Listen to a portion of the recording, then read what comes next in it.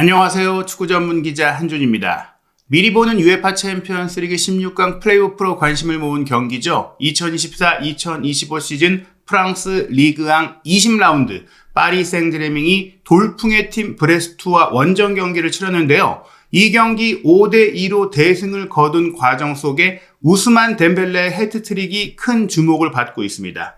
이기적인 선수로 알려져 왔던 우스만 덴벨레가 가짜 9번 역할로 자리를 잡으면서 연일 골폭풍을 일으키고 있기 때문인데요. 올 시즌 프랑스 리그앙 득점 선두로 올라서면서 득점왕 수상 가능성도 유력해지고 있습니다. 이 경기 대승을 이끈 후 중요했던 점은 인터뷰를 통해 본인의 득점을 잘하고 있고 본인의 실력을 뽐낸 게 아니라 이강인 선수의 도움을 따로 언급하면서 이례적인 극찬을 공개 인터뷰에서 쏟아낸 점이 바로 그 부분입니다. 덴벨레의 제로톱 성공 뒤에 이강인 선수와 덴벨레 선수의 공존 전술이라는 솔루션이 있었다는 것인데요. 덴벨레가 어떤 이야기를 했는지 인터뷰 내용 전체와 이강인 선수의 이날 경기 활약상, 주요 장면, 현지 반응, 세부 기록까지 총정리해서 분석해드리도록 하겠습니다. 올 시즌 파리 생제르맹은 브레스트전 5대2 승리로 승점 50점 고지에 도달했습니다. 추격자인 마르세유 그리고 모나코가 승점 37점이니까 무려 13점 차에 간극이 크게 벌어져 있어요. 그러다 보니 올 시즌 프랑스 리그앙 챔피언은 파리가 될 것이다라는 점에 의심의 여지가 없을 수준이고요.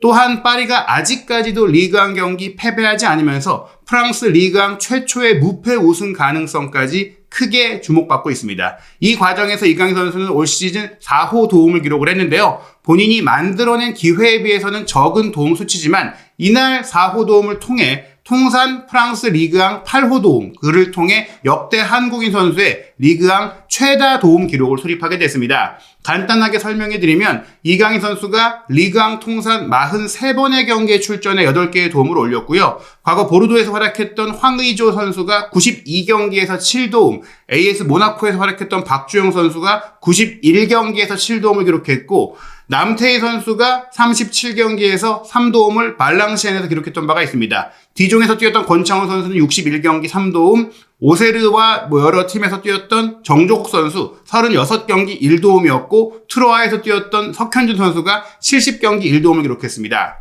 덴벨레 선수의 가짜 9번 전술 정착은 최근 6경기에서 11골을 몰아친 미친 기록을 통해 알 수 있는데요. 올 시즌 현재 18경기 출전해서 14득점 4도움, 경기당 1개의 공격 포인트를 올리고 있죠.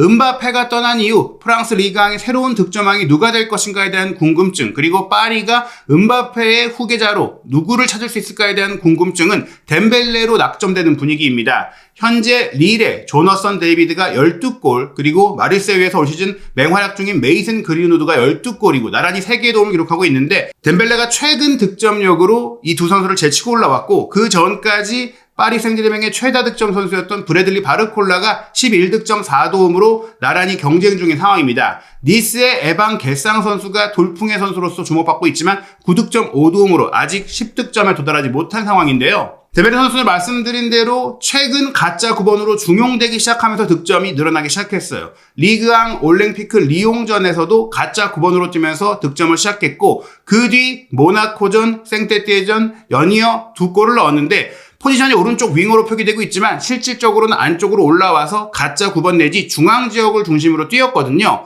그리고 이번 브레스트전까지 리그 5경기 연속골입니다. 그리고 이 5경기 연속골 와중에 브레스트전 해트트릭은 덴벨레의 프랑스 리그 첫 해트트릭이었는데 이 경기 직전에 있었던 슈투트가르트와 챔피언스 리그 페이지 마지막 경기였죠. 4대1로 이겼던 원정 경기에서도 해트트릭을 기록했기 때문에 개인적으로는 챔스 포함 2경기 연속 해트트릭이 나온 것이죠. 그리고 올 초에 있었던 모나코와 트로페 데 샹피옹 경기에서도 가짜 9번으로 뛰면서 1대0 승리에 결승골을 터뜨렸고 또 맨시티와 홈 경기 기적적인 4대2 역전승을 이끄는 과정에도 결정적인 골을 넣을 때는 오른쪽이 아니라 가짜 9번으로 이동하면서 플레이를 했기 때문에 결국 가짜 9번으로 뛴 최근 경기 거의 대부분 득점했다라고 보시면 됩니다. 그런 덴벨레가 본인이 가짜 9번 역할이 너무나 좋다라고 경기 후에 인터뷰를 하면서 따로 언급한 동료 선수가 바로 이강인 선수였던 것입니다. 경기 후 방송 인터뷰에서 우스만 덴벨레는 내가 해트트릭을 달성한 것은 물론 좋은 일이지만 오늘은 패스를 해준 선수들을 축하해야 한다며 내가 골을 잘 넣은 게 아니라 동료들이 내가 그냥 밀어 넣기만 하면 되는 패스를 너무 잘해줬다. 그러면서 먼저 언급한 게 본인이 해트트릭을 달성하는 과정에서 마지막 그 해트트릭 완성골이 됐던 세 번째 골을 먼저 얘기했습니다. 세 번째 득점에서 이강인 선수의 패스가 마법 같았습니다. 그리고 선제골은 제가 그냥 밀어 넣기만 하면 되는 간단한 상황이었습니다. 제가 많이 골을 넣고 있지만 9번 역할을 맡고 있다면 사실 골을 넣기가 더 쉬울 수밖에 없어요.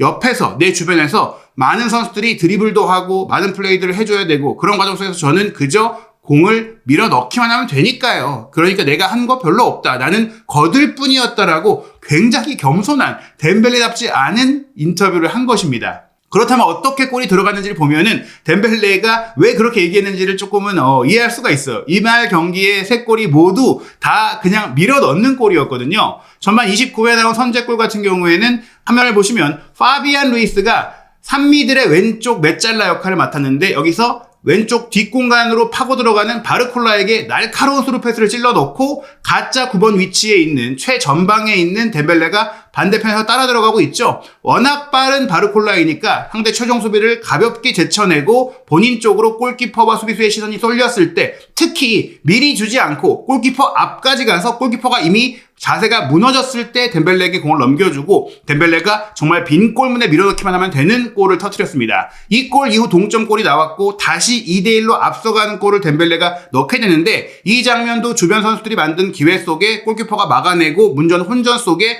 빈 골문에 또 한 번 덴벨레가 밀어넣게 되는데요.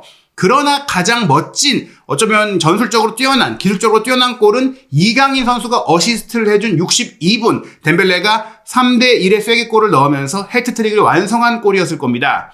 이 장면 보시면 오른쪽 측면에서 두웨 선수가 꺾어준 컷백을 이강인 선수가 오히려 가짜 9번 위치를 차지해주면서 두 명의 브레스트 수비 사이에서 공을 받는데요. 여기서 두 명이 굉장히 밀착해서 마크하고 있기 때문에 이강인 선수가 이 공을 어떻게 컨트롤할까, 어떻게 지켜낼까, 어떻게 연결할까에 대한 궁금증이 있었어요. 이강인 선수가 공을 받을 때 왼쪽 전방에 빈 공간이 뻥 비어있는데 이미 이강인 선수는 저 공간으로 공을 밀어넣어야겠다라고 침투하기 전부터 생각한 것 같았습니다. 공을 받자마자 180도 휙 돌리는 마르세유 턴을 보이는 사실 이강인 턴이라고 할 수 있을 정도로 이강인 선수 본인만의 시그니처 움직임이 있는데 그 터닝 동작을 통해 두 명을 빠져나왔을 때 바깥쪽에 있던 수비가 따라 붙었지만 그 선수가 따라 붙어서 커트하기 전에 왼발 패스를 바로 찔러 넣습니다. 빈 공간으로 찔러 넣게 되는데 이때 뒤에서 기다리고 있던 모든 수비수들이 이강인 선수 내지 두웨 쪽을 바라보고 있어서 블라인드 사이드 브레스트 수비수들이 파악할 수 없는 위치에 있던 덴벨레가 갑자기 슉 등장하죠. 이미 이강인 선수의 패스기를 읽었다고도 볼 수 있어요. 그 패스기를 기대했다라고도 볼 수 있죠. 이 패스를 빈 공간으로 들어와서 받고 바로 오른발 슈팅으로 가볍게 때려 넣으면서 골키퍼와의 1대1 기회를 마무리한 것입니다. 이 장면 다른 각도에서 보시면 두웨가 오른쪽 사이드에서 하키미의 패스를 받아서 이어받고 수비를 따돌리지 않고 그냥 이강인 선수에게 밀어줘요. 본인이 무리해서 돌파하고 템포를 끊지 않고 이강인 선수가 받으러 오니까 그냥 주는데 이 오는 과정에 이강인 선수도 애초에 앞에서 기다리고 있던 게 아니라 뒤에 있다가 앞으로 와서 두 명의 수비 사이로 슥 움직이는 영리한 오프 더 볼 모먼트를 통해서 받아냈고 그러면서 앞에 있는 공간을 확인했고 뒤에 바깥에 있던 덴벨레의 위치까지 알았기 때문에 돌자마자 들어가는 덴벨레를 보고 툭 밀어줍니다. 들어가는 덴벨레의 움직임도 오프사이드 트랩을 확실하게 무너뜨리는 장면이었고 이강인 선수가 공간과 동료와 또 공의 지배가 완벽한 선수라는 것, 정말 영리하고 뛰어난 천재성과 창의성을 가지고 있는 선수라는 것을 이 장면을 통해 알 수 있는 것이죠. 그리고 덴벨레도 문제없이 이 상황을 해결한 것입니다. 이날 파리 생제르맹은 4-3-3 포메이션으로 선발 포메이션을 구성을 했다고 나오고 있는데 1월 이적 시장에 거액을 투자해 영입한 흡이차 크바라첼리아를 어떻게 활용할지에 대한 궁금증들이 있었잖아요. 현재 루이스 에니케 감독은 크바라첼리아가 아직 팀에 적응해야 되는 상황이고 물론 지금 벌써 공격 포인트를 올리면서 바로 즉각적인 활약을 해주고는 있지만 평점을 보시더라도 그렇게 이날은 인상적인 플레이를 하지 못했거든요. 어떤 전술을 하고 있느냐? 가짜 9번 전술이라고 말씀을 드렸는데 덴벨레가 혼자 가짜 9번에 있는 게 아니라 윙 투톱이라고 하죠. 왼쪽 측면에서 오른발로 접고 들어오는 플레이가 뛰어난 크바라첼리아와 바르콜라를 함께 쓰기 위해서 발빠른 바르콜라를 윙 투톱 뒤에 프리롤로 배치하고 크바라첼리아와 덴벨레를 가짜 9번으로 놓고 서로 그 자리를 무한 스위칭하도록 해주는 거예요. 그 뒤에 바르콜라가 내려오는 형태의 3톱이다. 지금 이 포진도로는 바르콜라가 오른쪽에 배치되어 있는 것 같지만 실제 움직임은 바르콜라가 오른쪽도 가지만 왼쪽 사이드도 함께 커버를 해주고, 그러면서 오른쪽 풀백인 하키미가 사이드 윙 플레이를 함께 해주고 왼쪽 풀백인 누누 멘데스도 사이드 윙 플레이를 함께 해주고, 3미들인 파비안 루이스, 비티냐, 이강인 선수 중에 파비안 루이스와 이강인 선수가 각각 왼쪽과 오른쪽의 하프 스페이스에서 이 3명의 윙 3톱에게 공을 공급해주는 그런 형태로 경기가 진행되는 겁니다. 이 과정에서 이강인 선수는 오른쪽 메잘라를 맞기는 했지만 그 역시 가짜 9번으로 지금 7번과 10번이죠. 덴벨레와 흐비차의 사이 공간으로 들어가서 본인도 가짜 9번 역할을 하다가 내지는 10번 역할도 하고, 때로는 파비안 루이스가 조금은 안정적으로 내려가서 커버해준다면 파비안 루이스와 비티냐가 투미드를 설 때는 이강인 선수가 좀 더 자유롭게 왼쪽 하프 스페이스까지도 이동하는 그런 형태의 정말 다채로운 움직임이 루이스 엔리케 감독 체제에서 나오고 있는 것이고, 정말 수준 높은 축구를 파리가 하고 있는 것입니다. 그리고 그 수준 높은 축구의 중심에서 마에스트로 역할, 가장 공을 잘 다루면서 경기를 전개하는 선수가 이강인 선수인 것이죠. 실제로 전반 17분에 이강인 선수가 흐비차와 서로 콤비 플레이를 이루는 장면들이 있는데, 왼쪽에 있는 흐비차와 오른쪽에 있는 이강인이 어떻게 붙었느냐? 보시는 대로 이강인 선수가 이때는 비티냐와 파비안까지 위로 올라가고 누누 멘데스가 뒤를 커버해주면서 이강인 선수가 흐비차 근처로 오면서 공을 끌고 오면서 공을 밀어줘요. 그때 흐비차가 2대1 패스를 시도하게 되는데 이강인 선수가 기가 막힌 백힐 패스를 흐비차에게 빠른 타이밍에 밀어주면서 흐비차가 크로스를 올렸지만 이 흐비차의 크로스가 조금 부정확하면서 차단된 장면이 있었습니다.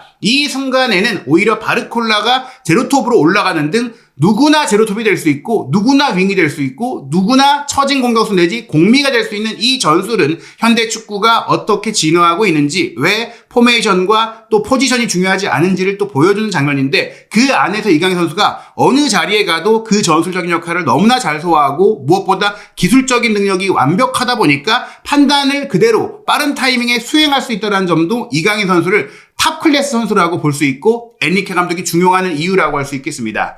특히나 이강인 선수가 이날 81분 동안 뛰면서 오른쪽을 기반으로 많이 뛰었지만 후방으로 내려와주고 수비 커버까지 해줬어요. 중요한 점은 파리의 좌우 풀백들이 워낙 공격적으로 뛰기 때문에 이 풀백 뒷공간을 커버해주는 미드필더들의 역할이 필요한데, 물론 아직 프랑스 언론은 이런 수비적인 역할에 있어서 이강인 선수에 대해 아쉽다라는 평가를 하고 있고, 그것 때문에 이강인 선수가 경기 중에 보여주는 마법 같은 플레이에도 불구하고 현지 기자들의 평점이 높게 나오지 않고 있어요. 그의 실수로 수비가 문제가 있었다, 그가 빠뜨렸다, 뭐 이런 얘기들도 있거든요. 하지만 비록 본인이 피지컬 싸움에서 조금 아쉬운 면을 보이면서 또 수비적인 능력을 좀 더 향상시켜야 하기 때문에 실수는 있지만, 패스를 완벽하게 연결하면서 공을 풀어가는 과정에서는 거의 안정적인 플레이를 전담하고 있습니다. 오히려 비티냐와 파비안 루이스보다도 더 강력한 이 공 소유력과 패스 연결 능력, 패스 성공률 94%를 기록하면서도 빅찬스를 만들어내고, 또 다른 선수들이 드리블을 많이 하니까 본인도 드리블 능력이 라리가 시절에 정말 유럽 5대 리그 최고 성공률을 기록할 정도였는데 이날도 한 번밖에 시도하지 않았잖아요. 그런 점들을 봤을 때 또 슈팅 블로킹 하나, 가로채기 하나, 태클 하나 등 수비적인 기록도 3개를 기록했던 면들을 봤을 때는 이강인 선수가 팀 플레이에 꽤나 주력하고 있고 그 과정 속에서 아직도 성장하고 있다는 걸 볼 수 있고요. 또한 사실 이강인 선수와 덴벨레가 나란히 오른쪽 윙으로 뛸 때는 함께 뛰기보다는 번갈아 뛰는 경우들이 많았는데, 덴벨레가 가짜 9번으로 확실하게 자리를 잡고 전술 변화가 오면서 이강인 선수가 오른쪽 메잘라 내지 오른쪽 윙어의 자리를 번갈아 뛰면서 좀 더 많이 출전할 수 있게 되고 덴벨레와 함께 뛰는 시간이 늘어나면서 둘의 시너지가 잘 나고 있는 점도 앞으로 파리에서 이강인 선수의 활약을 기대할 수 있는 요인이라고 할 수 있겠습니다. 프랑스 언론 대부분이 사실 말씀드린 대로 이날 이런 멋진 플레이는 좋은 평가를 했지만 수비적인 역할에 대해 전반적으로 좀 아쉽다라면서 6점, 뭐 5.5점, 5점 이런 평가를 내린 매체들이 있었지만 푼 메르카토는 6.5점을 주면서 그래도 호평했거든요. 차분한 경기력을 보인 이강인 선수, 이날 몇 번의 좋은 움직임에 관여했고 또 크바라가 보였던 큰 실수까지 커버해줬고 책임져줬다. 즉 아직 좀 더 적응해야 되는 흐비차에 대한 도움까지 이강인이 해주고 있다는 점도 주목을 받았고, 전반전에 공격 파트너들에게 많은 또 도움이 되는 패스를 줬고 후반전에 조금 모습을 드러내지 않다가 결국 박스 안에서 덴벨레에게 결정적인 패스를 연결할 때 정말 멋진 움직임, 그 터닝 플레이를 통해서 어시스트를 기록한 면도 조명을 해줬습니다. 파리 생제르맹은 오는 주중 경기를 통해 또 한 번 자국대회 전관왕에 도전합니다. 쿠프 드 프랑스 16강전 르망과의 경기가 원정 경기로 2월 5일 수요일 새벽 5시 10분에 킥오프하고요. 이어서 주말에는 우승 추격자인 AS 모나코와 홈 경기 2월 8일 토요일 새벽 5시 5분에 치릅니다. 가장 중요한 경기는 챔피언스리그 16강 진출을 위한 플레이오프죠. 이번에 5대2로 대파했던 브레스트와 다시 만났는데 한 번 경기를 한 만큼 서로의 전력과 데이터 또 경험이 누적됐다 보니까 다른 양상의 경기가 될 수 있으니 더욱더 주의해야 될 것 같습니다. 2월 12일 수요일 새벽 2시 45분 브레스트 원정이 플레이오프 1차전이고 2월 20일 새벽 5시 홈 경기로 브레스트와 두 번째 경기 치르고 나서 16강 진출 여부가 결정이 되는데요. 16강에 오른다고 하더라도 플레이오프를 통해 올라가다 보니까 바르셀로나나 리버풀 같은 강팀을 만나야 하는 대진이 기다리고 있기 때문에 우승에 대한 파리의 꿈, 어차피 우승하려면 그런 팀들 이겨야 되거든요. 이강인 선수가 이 경기들을 통해서 얼만큼 더 성장하고 또 어떤 플레이를 펼쳐 보일지 프랑스 언론들의 박한 평가를 완전히 끝낼 수 있는 완성된 선수로 성장하는 이강인 선수의 도전. 한준TV 구독, 좋아요, 알림 설정을 통해 빠른 소식, 정확한 분석, 현지 반응 확인하시기 바랍니다.